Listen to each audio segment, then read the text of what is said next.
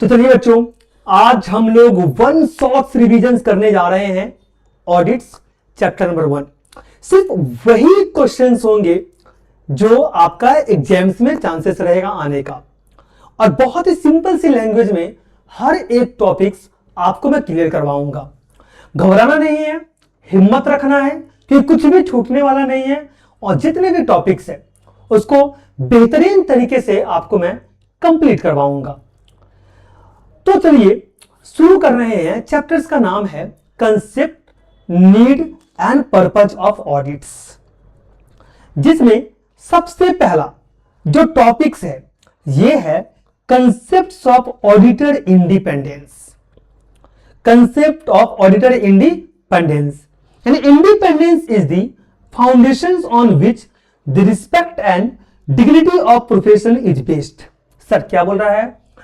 तो इंडिपेंडेंस जो है ना, किसी भी प्रोफेशंस की जो इज्जत और जो वैल्यू होता है ना उसका बेस होता है, रिस्पेक्ट और वैल्यू की बेस होता है। सर सिंपल, अगर ऑडिटर्स इंडिपेंडेंट नहीं होगा लोग उसका जो बनाया हुआ रिपोर्ट है ना उसके ऊपर भरोसा नहीं करेगा। इसलिए ऑडिटर्स का इंडिपेंडेंट होना बहुत जरूरी है। फिर क्या बोल रहा है? It means that judgment of a person should not be subordinate to the wishes or directions of any person who might have engaged him or to his own self interest। Sir अब इसका simple सा word समझ लेना, ये क्या बोलना चाह रहा है? बोल रहा है अगर ऑडिटर्स का डिसीजंस किसी के प्रेशर्स में होगा तो वो खुल के काम नहीं कर पाएगा और मिस एप्रोप्रिएशन या फ्रॉडुलेंट एक्टिविटी होने का चांसेस बढ़ जाएगा। तो यानी कि ऑडिटर्स के डिसीजंस किसी के प्रेशर्स में नहीं होना चाहिए। यानी अगर क्लाइंट्स ये बोले इस लॉस को प्रॉफिट में दिखा दो, तो ऑडिटर्स इसके लिए मना कर देगा। यानी कि सिर्फ इंटरेस्ट अपने फायदा के लिए वो डिसीजंस गलत नहीं ले सकता है, इससे उसके डिसीजंस इफेक्ट नहीं होनी चाहिए, ये ध्यान देना है। The independence is a condition of mind and personal character. Sir simple word में जो इंडिपेंडेंस सिर्फ रूल्स का मैटर्स नहीं होता है, यानी कि ये माइंडसेट और कैरेक्टर्स का मैटर्स है। सिंपल वर्ड में ऑडिटर अंदर से भी हॉनेस्ट होनी चाहिए, यानी कि ओपिनियन जब देगा तो उसमें किसी भी तरह का कोई मिलावट नहीं होनी चाहिए। In the context of auditors the auditors should be straightforward, honest and sincere in his approach to his professional work. Sir simple सी वर्ड में आप समझ लेना, ऑडिटर्स हमेशा न्यूट्रल होनी चाहिए, ना ही वो कंपनी का साइड लेगा ना ही किसी और का साइड लेगा, वो सिर्फ फैक्ट का साइड लेगा, सिर्फ फैक्ट चेक करेगा। यानी कि ऑडिटर्स को कंपनी में फाइनेंशियल इंटरेस्ट, पर्सनल रिलेशंस और साथ ही साथ बेनिफिट्स ये सब नहीं होनी चाहिए, क्योंकि ये ऑब्जेक्टिव जो है ना उसको बिगाड़ देगा, उसको खराब कर देगा। Got points? फिर he should maintain an impartial attitude and should be free from any interest, integrity and objectivity. He should be independent. His independence is necessary so as to enable him to express unbiased opinion on financial statements। Sir simple word में समझना, यानी independent अगर वो होगा तभी auditors अपना fair opinion दे पाएगा। Simple biased opinion का मतलब क्या होता है? सर ऑडिट का बायस्ड ओपिनियन से ऑडिट का कोई मतलब बनता नहीं है। तो याद रखिएगा ये हमेशा अपना फेयर ओपिनियन देगा। He is the eye of the stakeholder। जी स्टेक होल्डर्स कौन होते हैं? जो इन्वेस्ट करता है कंपनी में, जो कंपनी के एम्प्लॉय होते हैं, जो कंपनी से जुड़े हुए लोग होते हैं उसे स्टेक होल्डर बोलते हैं, जिसमें ओनर्स भी आते हैं। तो ये लोग जो होते हैं ना, शेयर होल्डर्स, इन्वेस्टर्स, क्रिएटर्स, ये खुद तो अकाउंट चेक कर नहीं सकते हैं, तो ऑडिटर्स ही उनकी आंखें होती है। यानी ऑडिटर्स के जरिए ही वो देखते हैं जो सब कुछ सही हो रहा है कि नहीं हो रहा है। Got my points? तो यहां तक आपको समझ में आ गया। फिर बोल रहा है the users of the financial statements will rely on the opinion of the auditors only when they are convinced about the independence of auditors. Sir यहां पर क्या बताना चाह रहा है? ये अब बताओ, लोग ऑडिटर्स की रिपोर्ट तभी मानते हैं जब उन्हें लगे ऑडिटर्स इंडिपेंडेंस है, यानी सिंपल वर्ड में आप समझ लेना, ऑडिटर्स अगर इंडिपेंडेंट नहीं होगा तो वो गलत डिसीजंस कभी भी ले सकता है। इसलिए गलत डिसीजंस अगर नहीं लेना है तो ऑडिटर्स को इंडिपेंडेंट होना पड़ेगा, न्यूट्रल्स होने पड़ेंगे। और charter accountants is a member of an esteemed profession whenever he is appointed under a status or under an agreement to carry out some professional's work. Sir, it is presumed that he shall carry them such work independently and with reasonable care and diligence expected from him.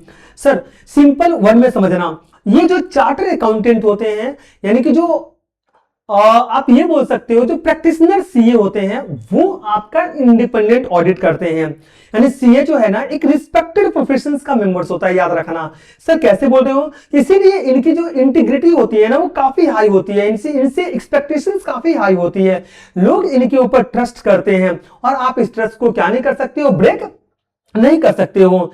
चाहे auditors law के अंदर appointment हो या किसी भी agreement के अंदर हो, उसका काम ही इंडिपेंडेंट होना चाहिए। तो ऑडिटर्स का जो है ना उसका काम है केयर करना, डिलीजेंस करना यानी कि मेहनत करना, इसके साथ उन्हें ऑडिट करनी चाहिए, केयरलेस उनको नहीं होना चाहिए। अगर वो केयरलेस हो जाएंगे तो मामला जो है वो बिगड़ जाएगा।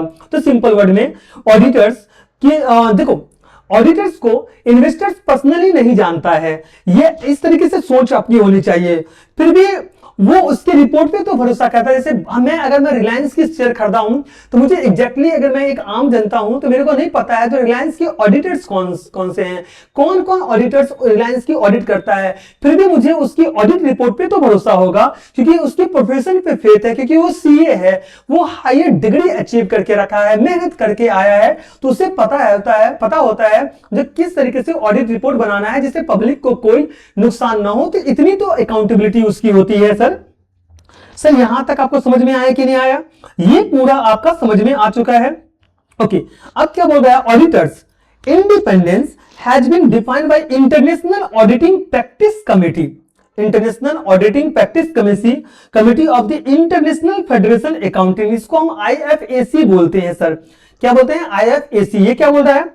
The auditors should be straightforward, honest and sincere in his approach to his professional work. यानी आईएफसी कहता है कि ऑडिटर्स हॉनेस्ट होनी चाहिए, सिंसियर होनी चाहिए और प्रोफेशनलिज्म में वो बेहतर होनी चाहिए और इसके जो काम हो वो ट्रूथ से रिलेटेड हो यानी कि सही होनी चाहिए। He must be fair and must not allow prejudice or bias to override his objectivity. He should maintain an impartial attitude and both be and appear to be free of any interest which might be regarded. Sir simple उन्हें बताना, auditors अपनी personal liking, personal उसका liking है, personal disliking है, like करना, personal like, personal dislike, और इसके basis पे वो डिसीजंस नहीं ले सकता है, इसको डिसीजंस पे हावी ना होने दे, यानी कि पर्सनल मैटर्स को वो इससे दूर रखे। यानी ऐसा कोई भी इंटरेस्ट नहीं होना चाहिए जो ऑनेस्टी और फेयरनेस के अगेंस्ट हो। वर्ड पॉइंट्स फिर बोल रहा है what ever its actual effects as being incompatible with integrity and objectivity. The Companies Act 2013 has enacted specific provisions which are mainly based on the principles of independence, such as the provision of qualification and disqualification of auditor of limited company. Sir, Companies Act 2013 में auditors को independence protect करने के लिए rules बनाया गया है। Sir क्या बताया गया है? Qualification and disqualifications of auditors, कौन ऑडिटर बन सकता है और कौन नहीं बन सकता है। जैसे कोई भी कंपनी के रिलेटिव्स, एम्प्लॉई और जो इसके इंटरेस्ट होल्डर होगा वो ऑडिटर्स नहीं बनेगा, उसको डिसक्वालीफाई कर दिया गया है।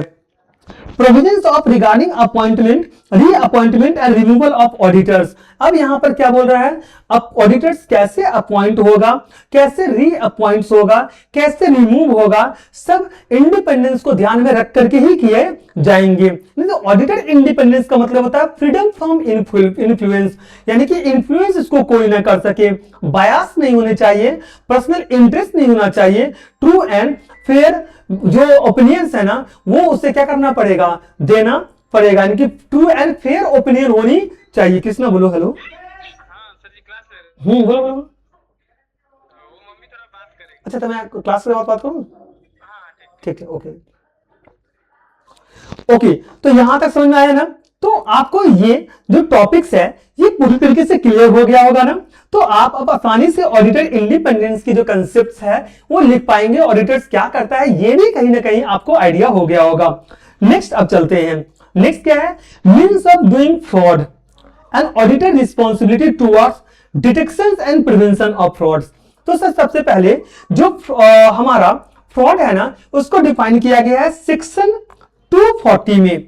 240 में जो स्टैंडर्ड्स ऑन ऑडिटिंग है उसमें डिफाइन किया गया है 240 में। सर क्या बताया गया है, ऐसे 240 के अकॉर्डिंग फ्रॉड का मतलब क्या होता है ये समझते हैं।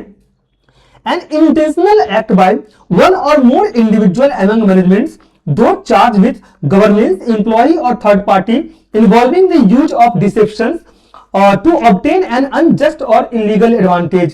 Fraud is classified into a misappropriation of cash or misappropriation of goods or manipulations of accounts. यानी कि जब मैनेजमेंट्स एम्प्लॉई या थर्ड पार्टी जानबूझ करके यानी कि इंटेंशनली धोखा करे यानी कि डिसेप्शंस उसको यूज करे और गलत या इलीगल तरीके से अगर फायदा उठाए तो उसे हम फ्रॉड बोलते हैं। सर क्या बोलते हैं, फ्रॉड। यानी कि फ्रॉड एक्सीडेंट से नहीं होना चाहिए, प्लानिंग के साथ होता है, यानी कि ये पहले से इंटेंशन होता है जो हम क्या करेंगे, नुकसान पहुंचाएंगे। Got my points. तो जो भी इंटेंशनल एक्ट होगा जो एक या एक से ज्यादा इंडिविजुअल्स के द्वारा किया जाएगा, अगर आपका इंटेंशन ही है फ्रॉड करना, एक या एक से ज्यादा लोग एक साथ फ्रॉडुलेंट एक्टिविटी करते हैं तो मैनेजमेंट्स भी, हाँ बिल्कुल मैनेजमेंट्स भी हो सकता है, एम्प्लॉय भी हो सकता है, आउटसाइडर भी हो सकता है। तो ये सब चीजें कहीं ना कहीं फ्रॉडुलेंट में इन्वॉल्विंग द यूज ऑफ डिसेप्शंस और ऑब्टेन अनजस्ट और इलीगल एडवांटेज, यानी फ्रॉड में चीटिंग होता है बेटा, ताकि ना बोलते हो नाजायज, एक वर्ड आता है ना, अनजस्ट का मतलब नाजायज होता है या इलीगल फायदा मिल सके, इसलिए चीटिंग किया जाता है ताकि नाजायज और इलीगल फायदा मिल सके। देखो चीटिंग एक गलत वर्ड्स है, चीटिंग से सामने वाला पर्सन जिसके तुम्हें चीट किया जाता है उसे बहुत ज्यादा हार्म होता है और उसे देखो अगर मेरी बिजनेस है, अगर चीटिंग होगा तो कहीं ना कहीं मुझे बहुत नुकसान होगा। तो मैं नहीं चाहूंगा जो मेरी जो पार्टी हो या मेरे जो मेंबर्स हो, चाहे मेरी जो एम्प्लॉय हो, चाहे मेरे जो स्टेक होल्डर्स हो, मेरे साथ चीट करें। वर्मा पॉइंट्स। तो ये सब समझ में आया कि नहीं आया। अब देखिए यहां पर क्लासिफाई किया गया फ्रॉड को 3 कैटेगरी में। मैंने पहला क्या बोला, मिस एप्रोप्रिएशन ऑफ कैश, दूसरा मैंने बोला मिस एप्रोप्रिएशन ऑफ गुड्स, तीसरा मैंने बोला मैनिपुलेशंस ऑफ अकाउंट्स। अब सबसे पहले हम बात करते हैं मिस एप्रोप्रिएशन ऑफ कैश का। अच्छा, मिस एप्रोप्रिएशन ऑफ कैश का मतलब क्या है ये समझ लो। The amount of cash may be misappropriated by adopted many devices, few of them are as follow, no recording the receipt of cash. आप समझ लीजिएगा, यानी कि simple misappropriation of cash का मतलब होता है कंपनी का कैश जो है ना वो गलत तरीके से आप यूज कर रहे हो, या तो कंपनी का जो कैश है ना वो चुरा लिए हो। यानी इस कैश चोरी करने का ना बहुत सारे तरीके होते हैं, ये आप याद रखना। क्लियर कि नहीं है। Not recording the receipt of cash, not recording the receipt of cash, इसका मतलब क्या है ये समझ लो। इसका मतलब है कैश रिसीव तो हुआ लेकिन कैश बुक में ना आपने एंट्री नहीं किया। मैं रिपीट कर रहा हूं, कैश रिसीव तो हुआ है बट कैश बुक में आपने क्या नहीं किया है, एंट्री नहीं किया। यानी मान लो कस्टमर ने हमें 5,000 रुपया दिया, कैशियर ने उसे पॉकेट में डाल दिया बट बुक्स ऑफ अकाउंट में उसका एंट्री नहीं किया। नेक्स्ट है part amount is recorded after recovering the full amount. अब इसका मतलब ये क्या होता है ये समझ लेना। फुल कैश रिसीव किया लेकिन बुक्स में सिर्फ थोड़ा सा ही अमाउंट दिखाया, यानी कि रिसिप्ट हमने 10,000 किया था लेकिन बुक्स ऑफ अकाउंट में हमने सिर्फ 6,000 रिकॉर्ड किया है, 4,000 को मैंने रिकॉर्ड नहीं किया है। फिर बोल रहा है not recording the sale of casual item, यानी कैजुअल आइटम जैसे स्क्रैप हो गया, ओल्ड न्यूज़पेपर हो गया, वेस्ट मटेरियल हो गया, इसकी सेल्स की कैश में रिकॉर्ड नहीं किया गया है सर। जैसे स्क्रैप हमने 2,000 रुपए में बेचा और कैश अपने पास बुक्स में कैश अपने पास में रख लिया और बुक्स ऑफ अकाउंट में मैंने 0 एंट्री दिखा दिया, जब मैंने सेल किया ही नहीं है तो वो तो क्या हो गया, वेस्ट हो चुका है। showing a larger discount, showing a larger cash discount than actually allowed। अब सिंपल है, एक्चुअल डिस्काउंट हमारा कम है लेकिन बुक्स में हम ज्यादा डिस्काउंट दिखा रहे हैं। जैसे ऐसे मान लो जो 2,000 रुपए का प्रोडक्ट है उस पर 10% डिस्काउंट है तो हमारा जो 10% डिस्काउंट आता है ये 200 आता है, लेकिन मैं एक्चुअल डिस्काउंट जो दिखा रहा हूं ये 500 दिखा रहा हूं, यानी कि एक्स्ट्रा जो हमारा जो 300 रुपया है ना वो पॉकेट में चला गया। Adjusting a cash sale or cash sales as a credit sale. Cash may be misappropriated by adjusting or cash sales as a credit sale and increasing the debit in the account of the customers. Sir ये समझ लो, cash sales को credit sales हमने बना दिया, यानी customers ने हमें cash दिया लेकिन बुक्स में हमने ये लिख दिया जो कस्टमर से हमें पैसे लेने हैं कैश हमने चुरा लिया है। यानी कि हमने ये भी तो हो सकता है ना, कल को हम उस कस्टमर को बैड डेट बोल के शो कर दे, जो कस्टमर्स ने जो पैसा दिया सामान लिया था उसकी पेमेंट ही नहीं किया। Undercasting receipt side, cash may be misappropriated by undercasting receipt side total of the cash book. Sir इसका मतलब क्या है, कैश बुक के रिसिप्ट साइड्स का जो टोटल है ना वो कम हो गया, यानी कि एक्चुअल टोटल हमें 50,000 रुपया ऐड करना था बट हमने कैश बुक में कितना शो किया है 45,000, यानी ₹5,000 जो है ना वो मिसअप्रोप्रिएट हो चुका है। False cash purchase, recording fictitious और फॉल्स कैश परचेज, यानी कि फेक कैश परचेज हमने दिखाया या कैश हमने निकाल लिया। तो बुक्स में हमें लिखा है कि स्टेशनरी का 3,000 है और एक्चुअली कुछ खरीदा ही नहीं है और हमने उसको शो कर दिया। Recording payment to fictitious creditors, recording payment to fictitious creditors for purchase cash में भी मिसअप्रोप्रिएटेड। फिक्टिशियस का मतलब होता है इमेजिनरी, यानी फेक क्रेडिटर्स के नाम पे हमने पेमेंट दिखा दिया, जो इस इंसान से मैंने 2,000 रुपए का सामान उधार में लिया था मैंने उसको पेमेंट कर दिया और क्रेडिटर्स है ही नहीं, हमने फेक पेमेंट शो किया है और कैश जो है हमारा पॉकेट में चला गया। वरना पॉइंट्स तो ये भी हो सकता है सर, किसमें सर, मिस एप्रोप्रिएशन, मैं रिपीट कर रहा हूं, ये सर कहां होगा, मिस एप्रोप्रिएशन ऑफ कैश में ये सारी चीज होगा। नेक्स्ट है मिस एप्रोप्रिएशन ऑफ गुड्स। तो मिस एप्रोप्रिएशन ऑफ गुड्स क्या है, गुड्स का चोरी होना या गलत यूज होना, ये है सर सिंपल में समझना। Misappropriation of goods and their concealments may be done on the following way, removing goods, employee may remove goods. Sir इसका मतलब क्या है, मतलब आप ये समझ सकते हो कंसीलमेंट का मतलब होता है छुपा देना या रिकॉर्ड्स में गलत दिखा देना। सर रिमूविंग गुड्स यहां पर बोल रहा है, यानी कि एम्प्लॉई गुड्स को स्टोर से निकाल करके पर्सनल यूज या सेल्स के लिए लेकर जाता है। वेयर हाउसेस से जैसे मोबाइल या मटेरियल्स क्या होता है चुरा लिया जाता है, तो ये रिमूविंग गुड्स में आ जाता है, misappropriation of goods. Next है sir theft of goods. Sir theft of goods क्या होता है सर, यानी कि theft of goods may be concealed by the employee by writing them off as damage goods, यानी एम्प्लॉय गुड्स पहले चुरा लेता है और रिकॉर्ड में ये दिखा देता है कि गुड्स जो है ना वो डैमेज हो गया है, यानी कि 10 आइटम्स हमने ले लिया, बुक्स में लिख दिया कि डैमेज गुड्स रिटर्न ऑफ कर रहे हैं, यानी कि उसको सेट ऑफ कर रहे हैं, प्रॉफिट एंड लॉस अकाउंट से उसको एडजस्ट कर रहे हैं, उतना से हम लॉस बोल करके शो कर दिया मैंने, क्लियर ना।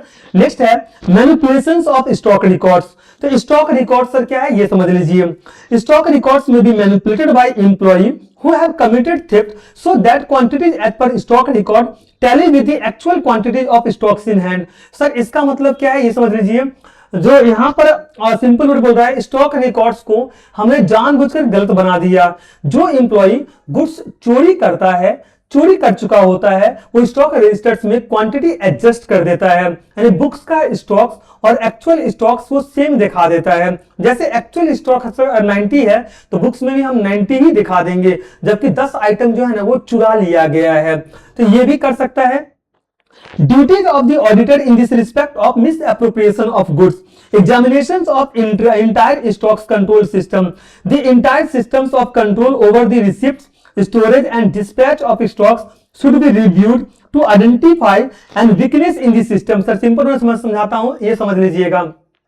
ऑडिटर्स की ड्यूटी क्या होता है, examination of entire stocks control system, यानी ऑडिटर्स को पूरा स्टॉक्स कंट्रोल सिस्टम चेक करना चाहिए, यानी कि रिसिप्ट ऑफ स्टॉक्स, स्टोरेज और डिस्पैच। इसका पर्पस सिंपल होगा, सिस्टम में वीकनेस क्या है उसको ढूंढेगा जहां से फ्रॉड हो सकता है।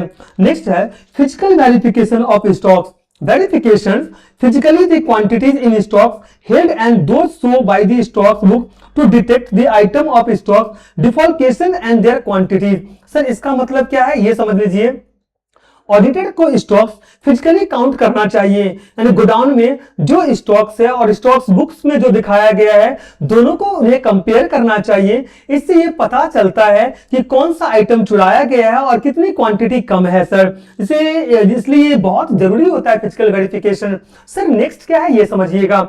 नेक्स्ट है एग्जामिनेशन ऑफ स्टॉक बुक। क्या है, examinations of stocks book, verify all the receipts and issue of stocks recorded in the stock book with respect to the entries in the goods inwards and outward registers and the documentary evidence as regard purchase and sales. It will help to reveal the particulars of stocks not received but paid for and at that issued but not charged to customers.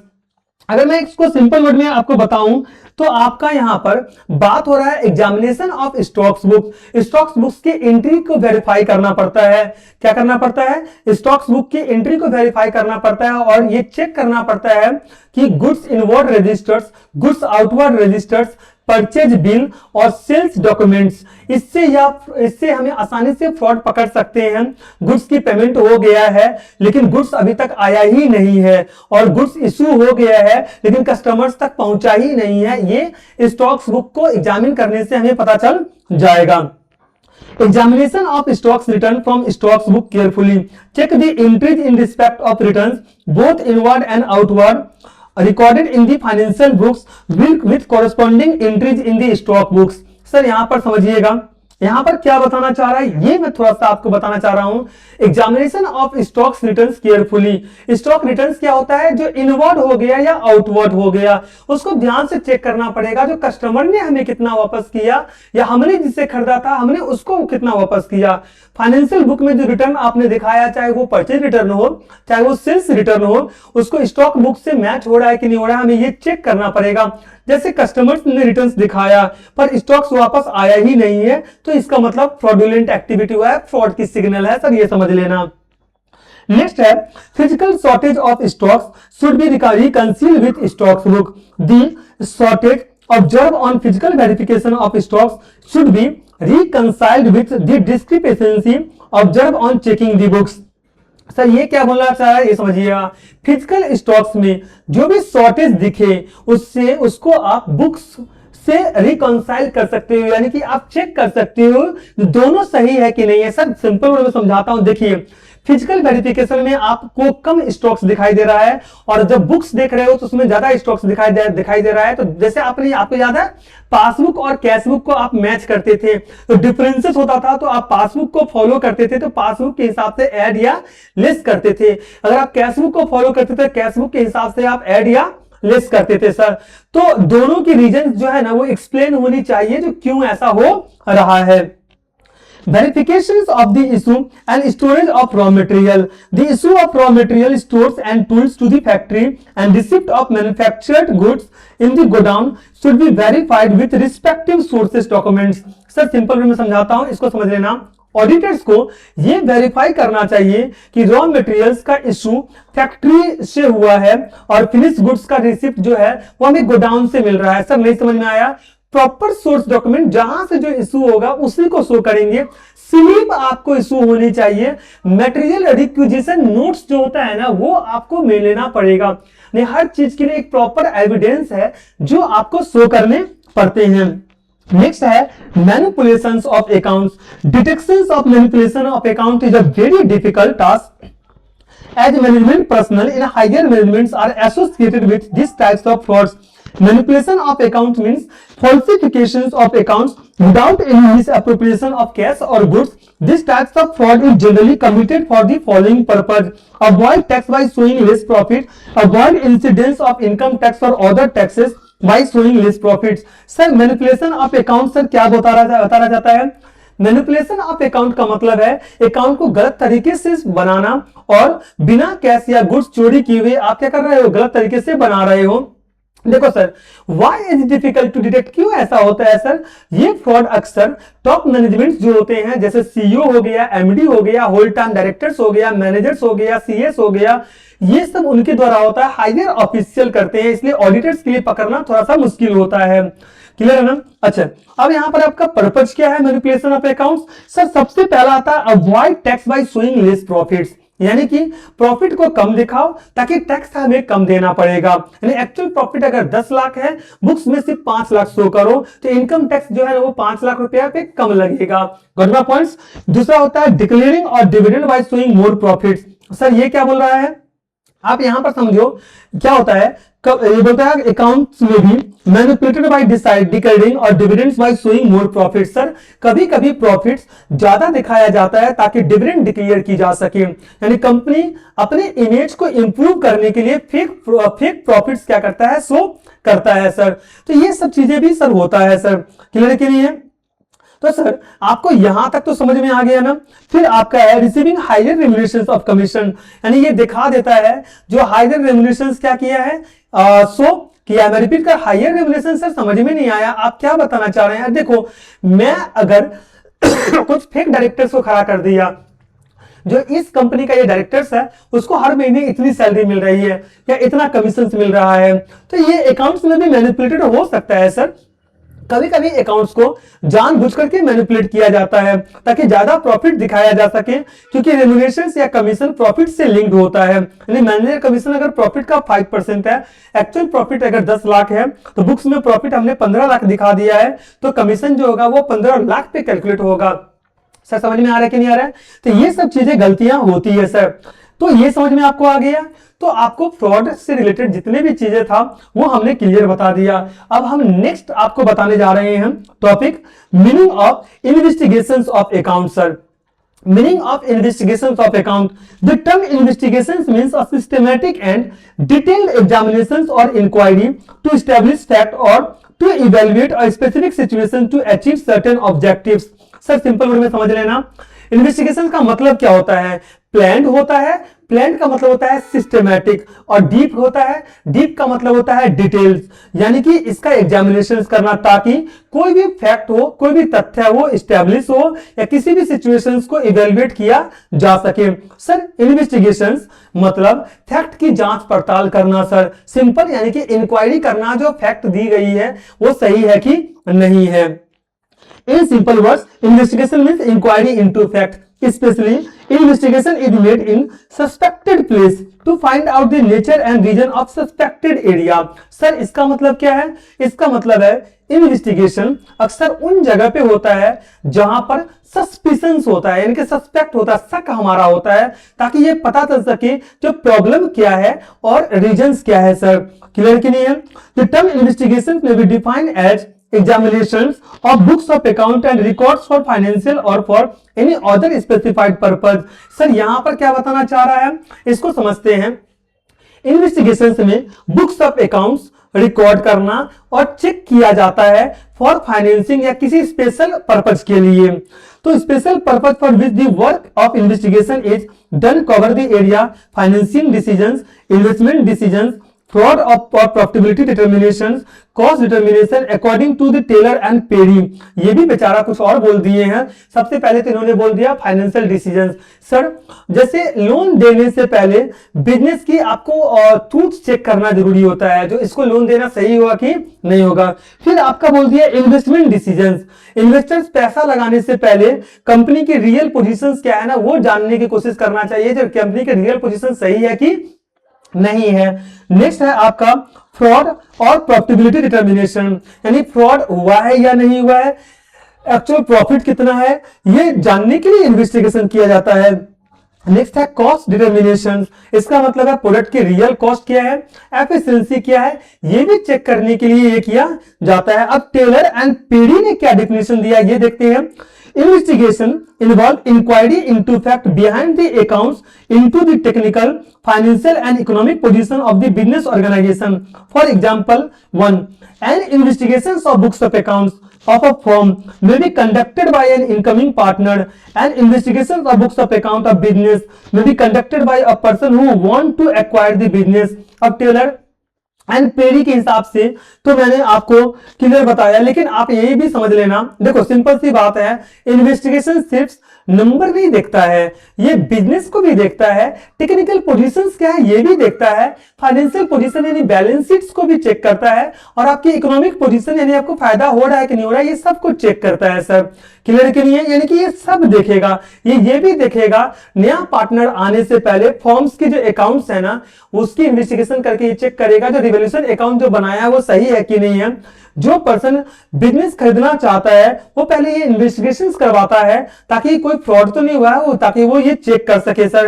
ये सारी चीजें देखी जाती है, ऐसा नहीं directly decisions लिए जाएंगे सर। यहां तक क्लियर है। नेक्स्ट है difference between investigation and auditing. अब मैं इसकी ऑब्जेक्टिव एक एक करके बता रहा हूं।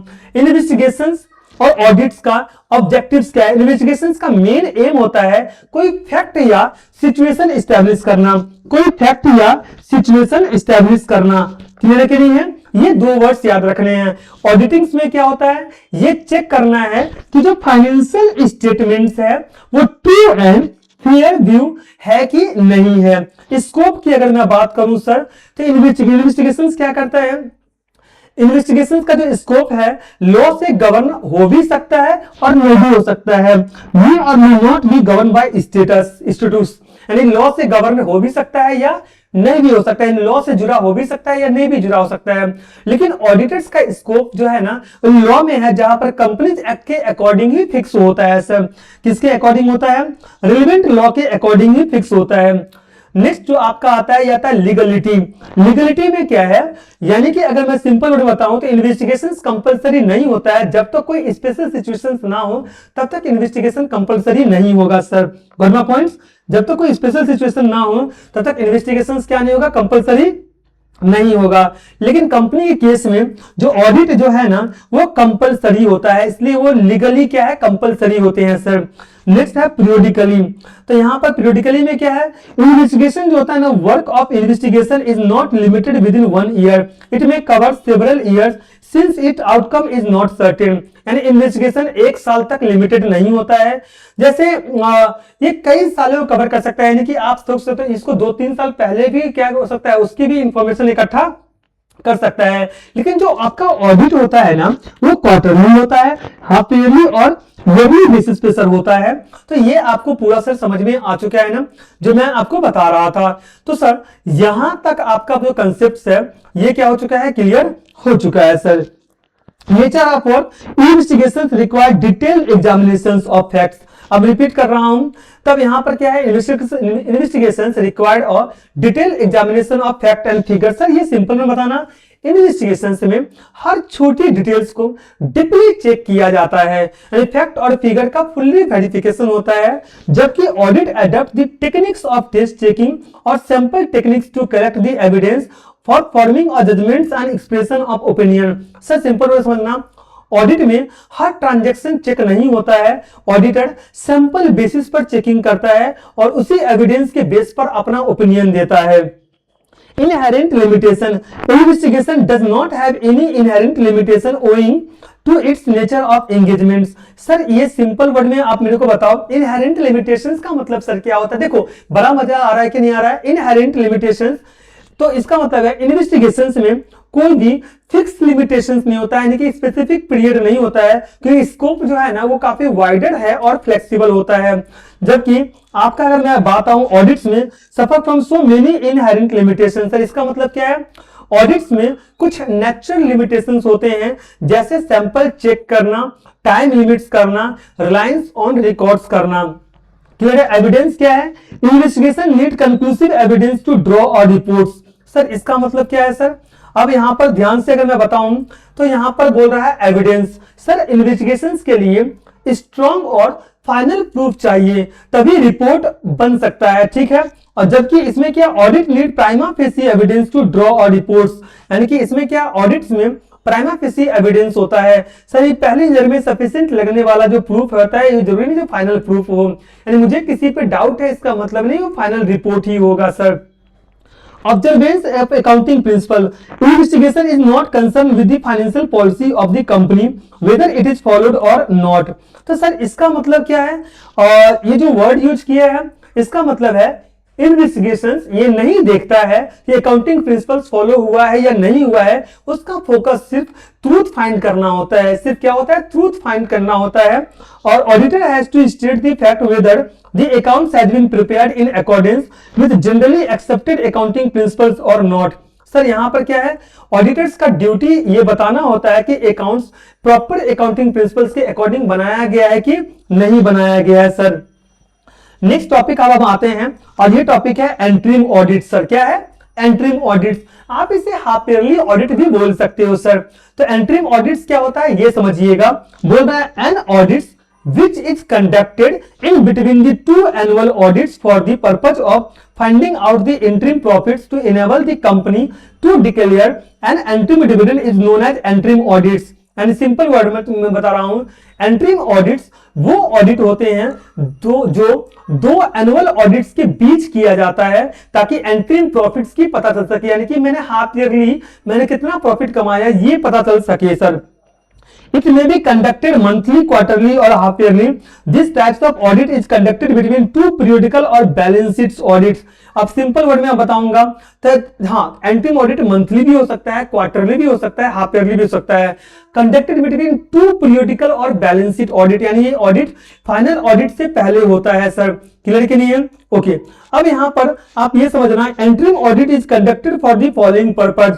पहला है एंट्रीम रिजल्ट्स। क्या है sir?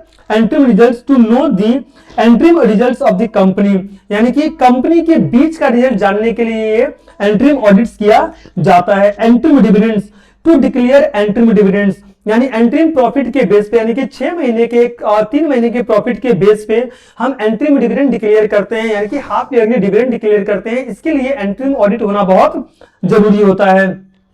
obtain loan, to obtain loan on the basis of interim accounts, bank interim accounts के बेस पर भी लोन सैंक्शन कर सकता है। याद रखने, अगर आपको 3 महीने का मंथली या हाफ ईयरली ऑडिट रिपोर्ट्स है तो बैंक उसको देखकर भी क्या कर देगा, लोन सैंक्शन कर देगा। Minimise the work, to minimise the work and time involve in concluding the final audits. Sir ये क्या बोल रहा है, फाइनल ऑडिट्स का काम, टाइम, हाँ फाइनल ऑडिट्स का जो काम है, जो फाइनल ऑडिट होता है ना साल में, टाइम, ये सब क्या होता है, कम हो जाता है। Information about the financial position, to get information about the financial position of the organisations of interim audits. Sir ये क्या बोल रहा है, कंपनी की करंट फाइनेंशियल पोजीशंस का आइडिया मिल जाता है, जो कंपनी करंट बैलेंस शीट्स में क्या है क्या नहीं है, लायबिलिटी कैपिटल में क्या चेंजेस आया है, ये सब चीज मिल जाएगा। Detect errors and fraud, to detect error and fraud at early stage, यानी कि शुरुआत में ही आपको पता चल जाएगा, अर्ली स्टेज में आप एरर्स और फ्रॉड दोनों को ही पकड़ सकते हो सर। एडवांटेज क्या है एंट्रीम ऑडिट्स का सर, एंट्रीम ऑडिट से कुछ एडवांटेज है। Publication of interim figure of the concern, interim audit is very useful in the case where publication of interim figure is compulsory. अगर सिंपल वर्ड में समझाऊं तो जहां एंट्रीम रिजल्ट पब्लिश करना compulsory हो जाता है वहां पर एंट्रीम ऑडिट्स बहुत ही यूजफुल होता है। क्लियर के लिए मैं रिपीट कर रहा हूं, फिर से सुन लीजिएगा, जहां पर एंट्रीम रिजल्ट, यानी कि अगर आपको 1 महीने में या क्वार्टरली या तो हाफ ईयरली अगर आपको रिजल्ट चाहिए, अगर ये पब्लिश करना है, कंपलसरी है पब्लिश करना, तो वहां पर एंट्रीम ऑडिट बहुत यूजफुल होगा sir. Early detections of errors, by conducting the interim audits errors and frauds can be detected more quickly during the final audits. Sir इसमें समझ लेना, अगर एरर्स और फ्रॉड्स फाइनल ऑडिट से पहले पकड़े आसानी से हम क्या कर सकते हैं, पकड़ सकते हैं। नेक्स्ट है कंप्लीशन ऑफ फाइनल ऑडिट्स, तो यहां पर क्या है, then final audits can be completed very soon if there has been interim audits. Simple सी बात है, अगर एंट्रीम ऑडिट हो चुका है तो फाइनल ऑडिट जो है ना ये जल्दी कंप्लीट हो जाता है। आप ये याद बच्चों रखिएगा। यहां तक आपको क्लियर है कि नहीं है, ये सर क्लियर है कि नहीं है, पूरा सा समझ में आ रहा है कि नहीं आ रहा है? एक भी अगर कहीं डाउट होगा तो प्लीज आप हमें बताएंगे, हम क्या करेंगे एक एक पॉइंट्स को आपको क्लियर करेंगे सर। नेक्स्ट टॉपिक सर आपका आता है, ये है स्टैंडर्ड्स ऑन ऑडिटिंग्स। स्टैंडर्ड्स ऑन ऑडिटिंग्स, तो स्टैंडर्ड ऑफ ऑन ऑडिटिंग्स क्या है ना, एक बेंचमार्क है by which the quality of audit performances can be measured. It prescribe the way the auditing should be conducted, यानी कि क्या बोल रहा है, स्टैंडर्ड ऑफ ऑडिटिंग्स रूल्स एंड एक गाइडलाइंस होता है जिनसे ऑडिट्स का जो क्वालिटी लेवल है ना वो मेजर किया जाता है। मैं रिपीट कर रहा हूं, ऑडिट्स का जो क्वालिटी लेवल है ना वो मेजर किया जाता है। मतलब ऑडिटर्स का काम कितना सही और प्रोफेशनल है ये ऐसे के बेसिस पे ही जज होता है, ये याद रखिएगा सर। ओके हाँ बिल्कुल बिल्कुल, it prescribe the way of auditing should be conducted sir. बिल्कुल बिल्कुल सर बता रहा हूं, ऐसे ये बताता है कि ऑडिट कैसे प्लान होगा, ऑडिट कैसे परफॉर्म होगा, ऑडिट कैसे कंक्लूड होगा। यानी ऑडिटर्स अपनी मर्जी से नहीं, ऐसे के अकॉर्डिंग ही ऑडिट्स करेगा। क्लियर ना? Scope of standards in on auditing, अब स्टैंडर्ड्स ऑन ऑडिटिंग्स की स्कोप क्या है ये देख लीजिए। बोला standards on auditings apply whenever an independent audit is carried out with a view to expressing an opinion on the financial information of any entity, whether profit oriented or not, and irrespective of its size or legal form, any limitation on the applicability of a specific standard on auditing is made clear in the introductory paragraph of those particular standards on auditing. Sir ये क्या बताना चाह रहा है, जब भी independent audit होता है और ऑडिटर्स को ओपिनियन अपना देना होता है, तब ये जो हमारा स्टैंडर्ड्स ऑन ऑडिटिंग है ना, ये कंपलसरी अप्लाई हो जाता है सर। हाँ, यानी ऐसे अप्लाई होता है प्रॉफिट ऑर्गेनाइजेशंस पे, नॉन प्रॉफिट ऑर्गेनाइजेशंस पे और एनजीओ, ये तीनों पे अप्लाई होता है सर। बिल्कुल, ये तीनों पे अप्लाई होता है। ऑर्गेनाइजेशन छोटी हो या बड़ी हो, कंपनी हो या फॉर्म हो या ट्रस्ट हो, ऐसे सब पे इक्वली अप्लाई होता है सर। ये क्या होता है, सब पे इक्वली अप्लाई होता है। एनी लिमिटेशंस ऑन एप्लीकेबिलिटी, हाँ बिल्कुल, any limitation on the applicability of specific standard on auditing is made clear in the introductory paragraph of those particular standards on auditing. यानी कि अगर किसी पार्टिकुलर ऐसे का स्कोप अगर लिमिटेड हो तो स्टार्टिंग पैराग्राफ में ही क्लियरली लिखा होता है जो ये क्या है, लिमिटेड है, इसकी स्कोप क्या है, लिमिटेड है। ये पार्टिकुलर स्टार्टिंग पैराग्राफ में ही क्लियरली क्या कर देते हैं, ये लोग लिख देते हैं। अकॉर्डिंग टू एसे 240 रिवाइज्ड की बात हो रहा है, ये क्या बताता है, scope of the standard of auditing expanded on SA 350 SA 330 are to be applied in relation to risk of material misstatement due to fraud. यानी कि एसे 240, एसे 350, एसे 330, एसे 240 रिवाइज है सर, को कैसे अप्लाई करना है जब फ्रॉड की रिस्क की वजह से, फ्रॉड के रिस्क की वजह से मटेरियल का जो मिस स्टेटमेंट्स है ना, उसकी चांसेस क्या हो जाए, बढ़ जाए। यानी फ्रॉड, अगर देखो फ्रॉड होगा तो रिस्क भी होगा, तो ऑडिटर को एक्स्ट्रा केयर पहले से ले लेना होता है सर। बिल्कुल। प्रोसीजर्स क्या है for issuing standards on auditing, following procedures are adopted while formulating the standard on auditing. पहला है डिटरमाइन द ब्रॉड एरिया, जो हमारा AASB है यानी auditing and assurance standard board है of the Institute of Chartered Accountant of India, determine the broad area in which the standard on auditing need to be formulated. यानी ICAI के auditing assurance standard board ये decide करता है कि कौन कौन से ऑडिट्स एरिया के लिए ऐसे बनाना जरूरी है, यानी कि स्टैंडर्ड्स ऑन ऑडिटिंग बनाना बहुत जरूरी है। नेक्स्ट है assisted by study group in the preparation of standards on auditing, the AASB is assisted by study group constitutes the considered specific objective. Sir ये क्या बोलना चाह रहा है, AASB को जो स्टडी ग्रुप्स जो है ना, उसमें इसको हेल्प करता है, जो स्पेसिफिक ऑडिट का जो टॉपिक है, स्पेसिफिक ऑडिट का जो टॉपिक है ना, उसी पे ये रिसर्च करेगा। यानी इसकी अपनी एक स्टडी ग्रुप है जहां पर जो हमारा स्पेसिफिक ऑडिट का जो टॉपिक रहेगा ना, उसी पे ये क्या करेगा, रिसर्च करेगा।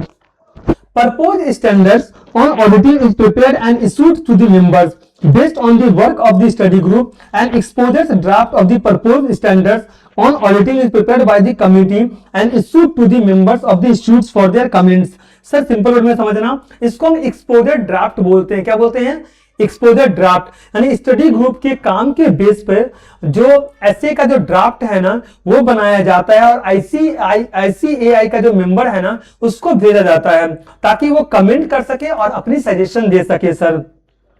अब क्या है, draft of the proposed standard on auditing is finalized after receiving comment from the member. After taking into consideration the comment receiving from the member, the draft of the proposed standard on auditing is finalized by the AASB and submitted to the council of the institutes. अब ये क्या बताना चाह रहा है, ये समझिएगा। Members के कमेंट कंसीडर करके ड्राफ्ट जो ऐसे का होता है ना, उसकी फाइनल शेप दी जाती है, फिर काउंसिल्स को भेज दिया जाता है। फिर बोला council modify the standards on auditing and issued under the authority of the council. The council considered the final draft of the proposed standard on auditing and if necessary modify the same in consultation with the AASB. Standards on auditing are then issued under the authority of the council of the institutes. आप समझ लेना, members के comment consider करके, मैं repeat कर रहा हूं, ये तो फाइनल शेप दे दिया जाता है, लेकिन आईसीएआई यानी कि आपकी जो काउंसिल है ना, वो फाइनल ड्राफ्ट की रिव्यू करता है और जरूरत हो तो उसको मॉडिफाई करता है, फिर ऐसे जो है ना वो ऑफिशियली इशू करता है। तो इस स्टेज के बाद ऐसे जो है ना वो मैंडेटरी हो जाता है सर। क्या हो जाता है सर? ऐसे जो है वो मैंडेटरी हो जाता है। नेक्स्ट आपका जो है ये है सर इलेक्ट्रॉनिक डेटा प्रोसेसिंग, जिसको हम ईडीपी ऑडिट्स बोलते हैं।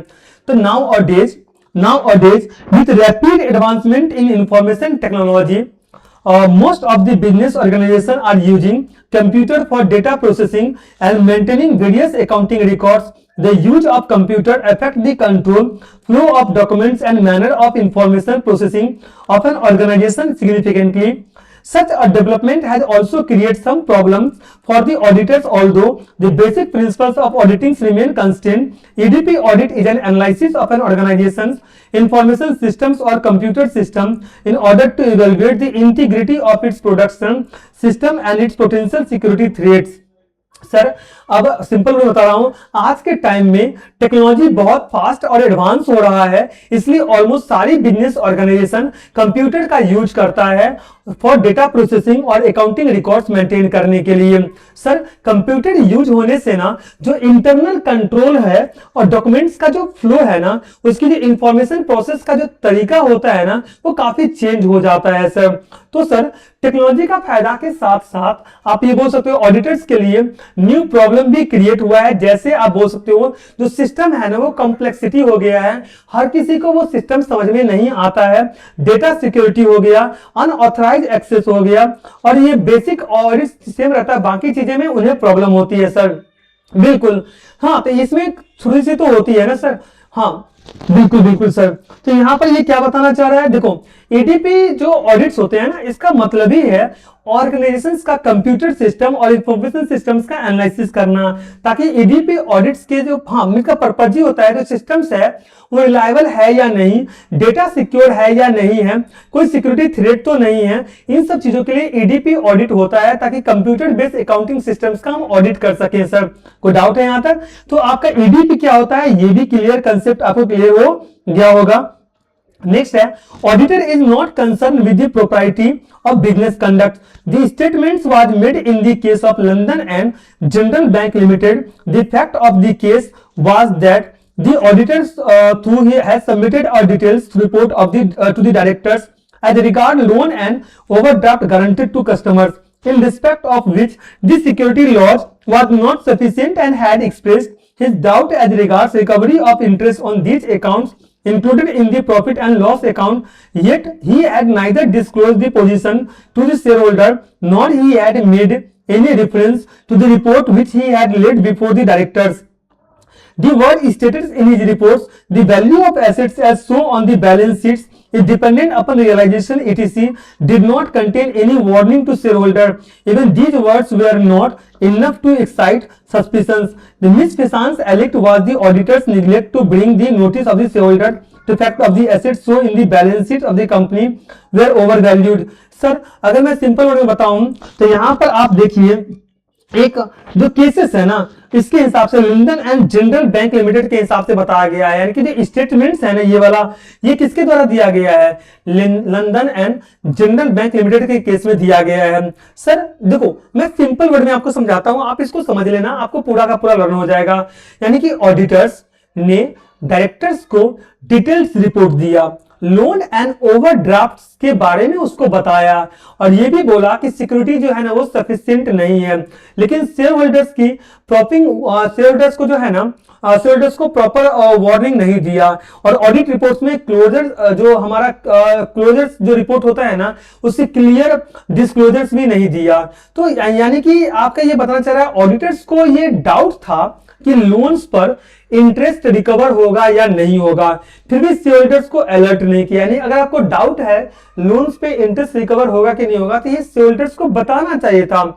तो ऑडिट रिपोर्ट्स में जो वर्ड यूज हुआ वो वार्निंग देने के लिए सफिशिएंट नहीं था, ये याद रखना। यानी कि कहीं ना कहीं शेयर होल्डर्स को इससे बाहर रखा गया।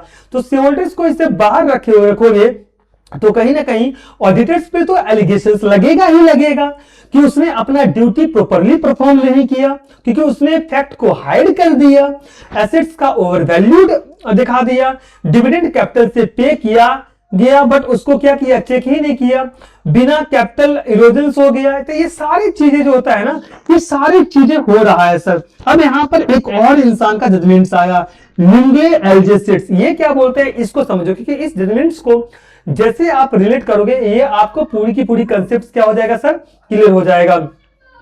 It is not part of an auditor duty to give advice either to directors or shareholders as to what they ought to do.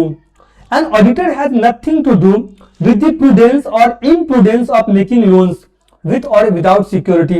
It is nothing to him whether the business of a company is being conducted prudently or imprudently, profitable or unprofitably.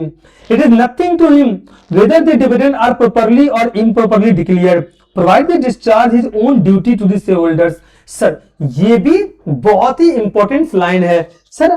Auditors का काम advice देना नहीं है, ना ही directors को ना ही share holders को। ये वर्ड समझना, इसमें ये चीजें पूरी कवर की गई है।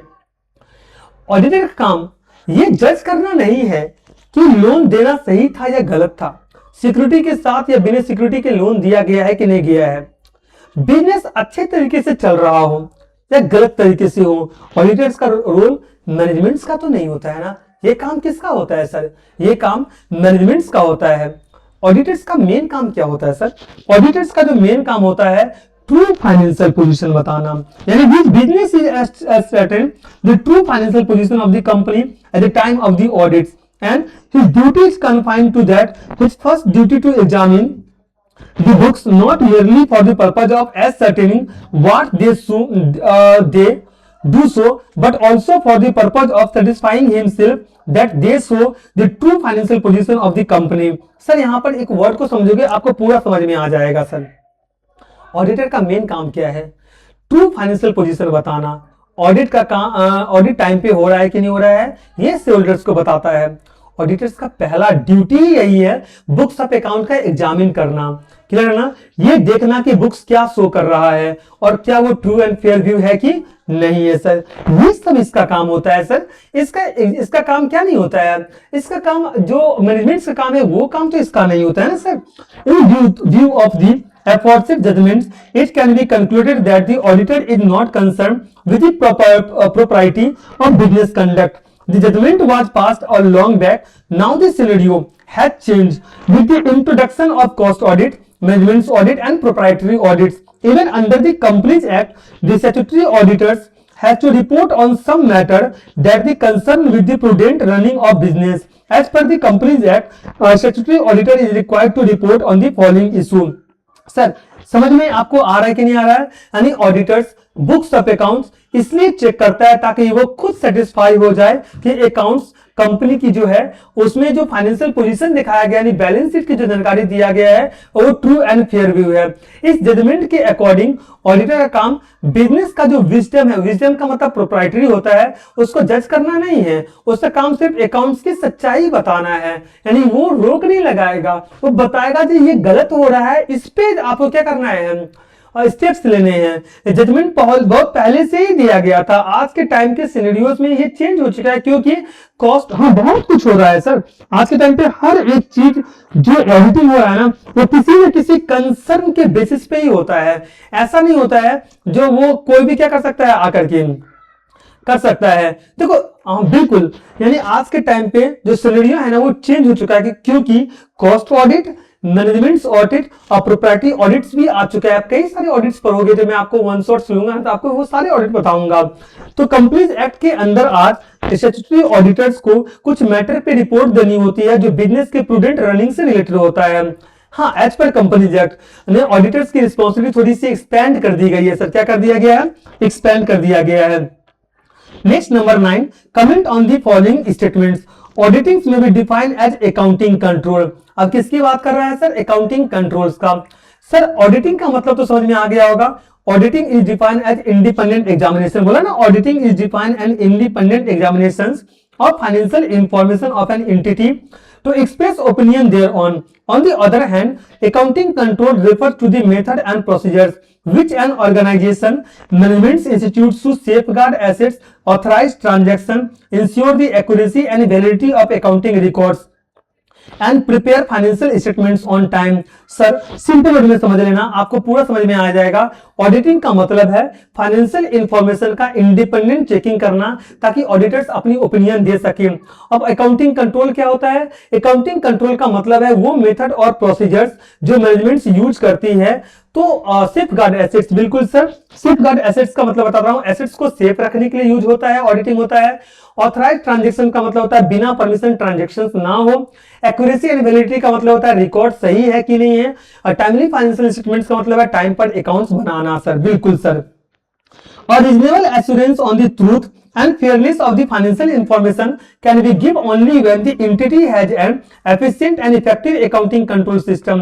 In order to collect evidence and to give his expert opinion on the financial statements, the auditors to some extent has to rely on the accounting control systems of the entity. Sir, अब यहाँ पर जो reasonable assurance की बात किया है, can be give only when accounting control is effective. Sir इसका मतलब है अगर accounting control strong होगा तब ही अकाउंट जो है ना वो ट्रू एंड फेयर होगा। अकाउंटिंग कंट्रोल ही स्ट्रॉन्ग नहीं होगा तो अकाउंट्स ट्रू एंड फेयर कैसे होगा? Sir it is the primary duty of the auditors to check whether the entity has an efficient and effective accounting control system. In view of the above discussion, it can be said that auditing is not accounting control, but it has a close relation with the accounting control. The effectiveness of auditing and the reliability of audit report are based on the effectiveness and reliability of accounting control. Sir यहाँ पर ये क्या बताना चाह रहा है? Auditors evidence collect करने के लिए अकाउंटिंग कंट्रोल सिस्टम्स पे डिपेंड होता है और ऑडिटर्स को जो इंपॉर्टेंट ड्यूटी है ना वो ये चेक करना होता है जो अकाउंटिंग कंट्रोल जो है ना वो इफेक्टिव है कि नहीं है। हाँ बिल्कुल, auditing is not accounting control. Sir ये आप पहले समझना, दोनों क्लोजली रिलेटेड है लेकिन दोनों सेम तो नहीं है ना सर।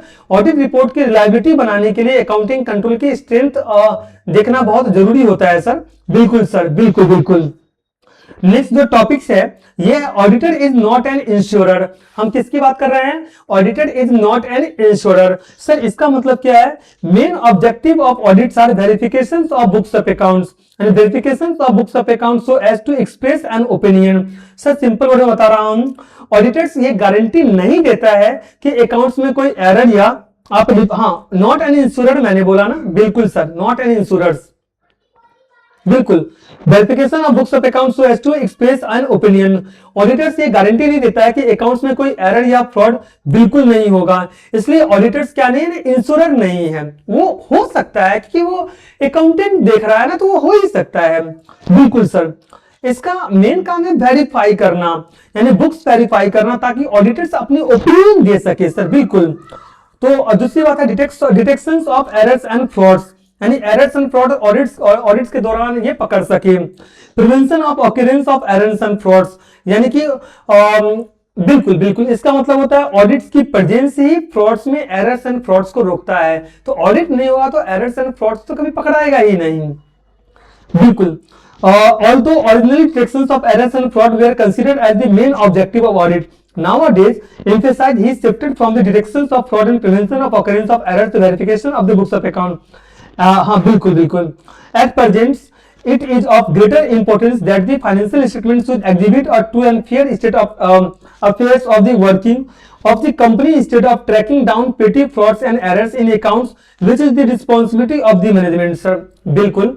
देखिए पहले ऑडिट्स का मेन फोकस क्या था? फ्रॉड डिटेक्ट करना। आज क्या फोकस है? ट्रू एंड फेयर व्यू और रीजनेबल एश्योरेंस देना। ये दोनों के बगैर तो होगा ही नहीं।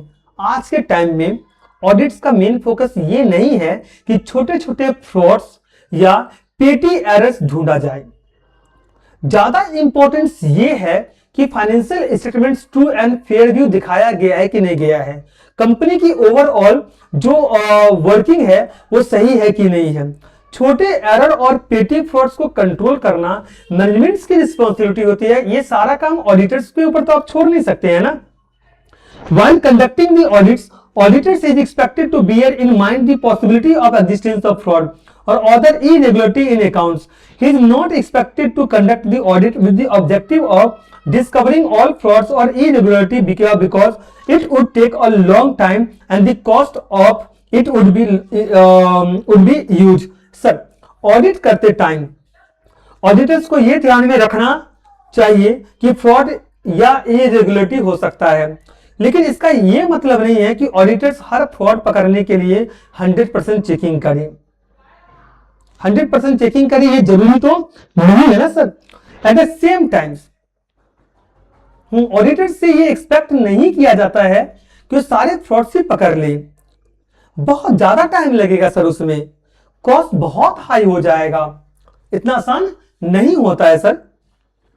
बिल्कुल।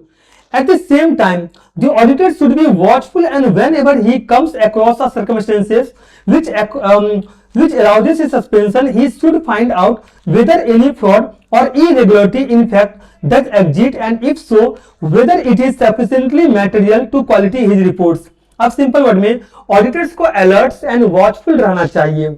अगर ऑडिट्स के दौरान कोई सिचुएशन सस्पिशियस लगे या कुछ अनयूजुअल्स दिखे तो ऑडिटर्स का ये ड्यूटी है प्रॉपर इन्वेस्टिगेशंस करना और ये देखे कि फ्रॉड या इरेगुलरिटी हो रहा है कि नहीं हो रहा है। बिल्कुल हाँ, क्योंकि अगर फ्रॉड मिल जाए तो ऑडिटर्स ये चेक करके क्या वो मटेरियल्स है यानी इंफॉर्मेशन है, अगर मटेरियल्स है तो ऑडिटर्स रिपोर्ट जो है ना वो क्वालिफाइड होगा। क्लियर कि नहीं है? बिल्कुल। अब it is generally accepted that the auditor is not an insurer. The view is observed in the case of London and General Bank, whenever Justice Linley in his famous judgment said that an auditor is not bound to do more than exercise reasonable care and skill in making inquiry and investigation. He is not an insurer. He does not guarantee that the books of account do correctly show the true position of the company affairs. He does not guarantee that financial statement is accurate according to the books of the company. Sir अब simple question है, auditors insurance company तो नहीं है, वो guarantee नहीं देता है कि अकाउंट्स में कोई फ्रॉड या एरर बिल्कुल ही नहीं होगा। हाँ, जस्टिस लिनले के हिसाब से ऑडिटर से सिर्फ ये एक्सपेक्ट होता है कि वो रीजनेबल केयर हो, प्रॉपर स्किल्स और प्रोफेशनल जजमेंट्स यूज करे जो उसने सीखा है। बिल्कुल ऑडिटर्स गारंटी नहीं देता है, सिर्फ रीजनेबल एश्योरेंस देता है कि जो उसने अपनी आंखों से देखा है वो सही है। और ऑडिटर्स ने due care professional standards follow किया है और फिर भी फ्रॉड डिटेक्ट नहीं हुआ है तो ऑडिटर्स इसके लिए लायबल नहीं होगा सर, ये आप याद रखिएगा। बिल्कुल, क्योंकि वो जितना हो सके उतना जरूर काम करता है सर।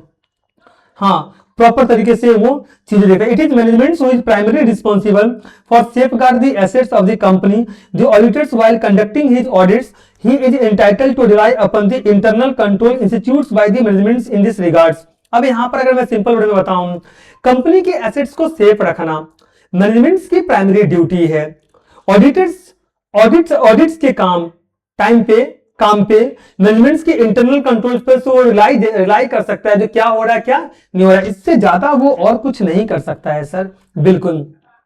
नेक्स्ट है detections and prevention of errors. Next number 11, detections and prevention of errors and frauds are the main object of auditing.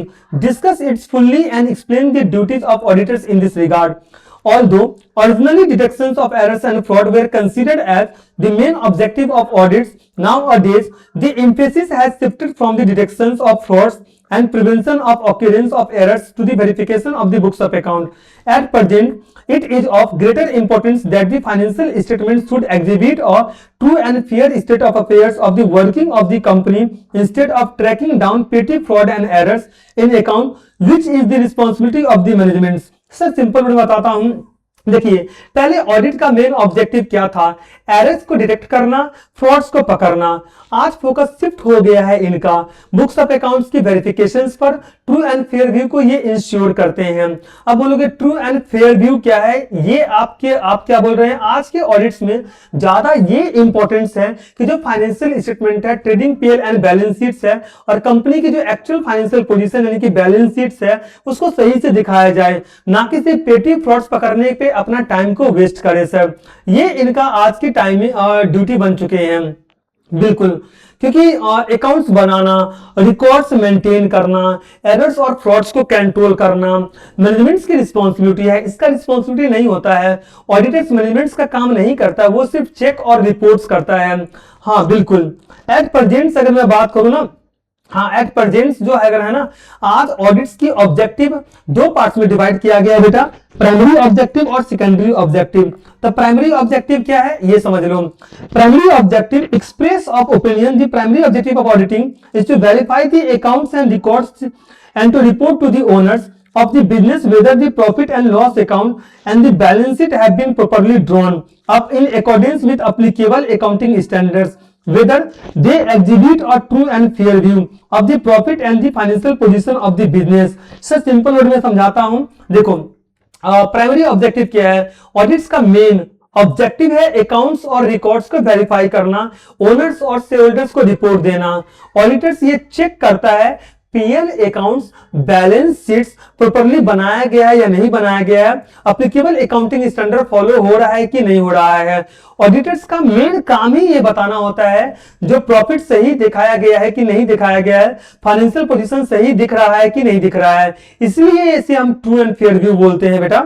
Next secondary objective, detections and prevention of errors, detections and prevention of frauds. In view the above discussion, it can be concluded that detection and prevention of errors and fraud and not the main objectives. The main objective of primary objective of auditing is to express opinion on the truth and fairness of the financial statements of the organization. Auditor duty regarding fraud and error laid down in various legal cases and in the various standards on auditing issued by the ICAI in this regards. अगर simple word में बताऊंगा ना तो आप ये समझ लो, auditors का एक सेकेंडरी ऑब्जेक्टिव है एरर्स को डिटेक्ट करना और फ्यूचर्स में एरर्स को प्रिवेंट करना। ऑडिट्स को एक और सेकेंडरी ऑब्जेक्टिव है, बता देता हूं, सुन लेंगे। ऑडिट का एक और सेकेंडरी ऑब्जेक्टिव है फ्रॉड्स को पकड़ना और आगे फ्रॉड होने से रोकना सर, क्योंकि देखिए एरर्स और फ्रॉड्स डिटेक्ट करोगे ना, इसका मेन ऑब्जेक्टिव यही नहीं है, ये सेकेंडरी ऑब्जेक्टिव है सर। बिल्कुल देखो ऑडिट का सबसे बड़े ऑब्जेक्टिव सब पूछ रहे हो ना, बता रहा हूं, फाइनेंशियल स्टेटमेंट्स होता है सर, इंडिपेंडेंट ओपिनियन देना होता है और वो भी ट्रू एंड फेयर व्यू है कि नहीं है ये देखता है। तो ऑडिटर्स का जो ड्यूटीज होते हैं सर, ऑडिटर्स का जो ड्यूटीज होता है वो रिगार्डिंग फ्रॉड एंड एरर्स का होता है। तो ऑडिटर्स का ड्यूटी जो होता है वो फ्रॉड एंड एरर्स से रिलेटेड होता है। क्लियर लिखा हुआ है कि नहीं ये है, लीगल केसेस में स्टैंडर्ड ऑडिटिंग सब चेक किया जाता है। हेलो हेलो रणवीर, मैं कुछ देर में कॉल करूं, थोड़ा सा ये रिकॉर्ड कर रहा हूं। हाँ ठीक ठीक, ओके ओके ओके। तो ये सारी चीजें हैं सर। तो आपका चैप्टर नंबर 1 का मैंने वन शॉट्स करवा दिया, तो ऑल दी वेरी बेस्ट बेटा। इससे बाहर आपको कुछ नहीं पढ़ना है, हालांकि मैं हर वो चीज दे दूंगा जिससे आपको बाहर और कुछ देखने की जरूरत नहीं होगा। Thank you so much.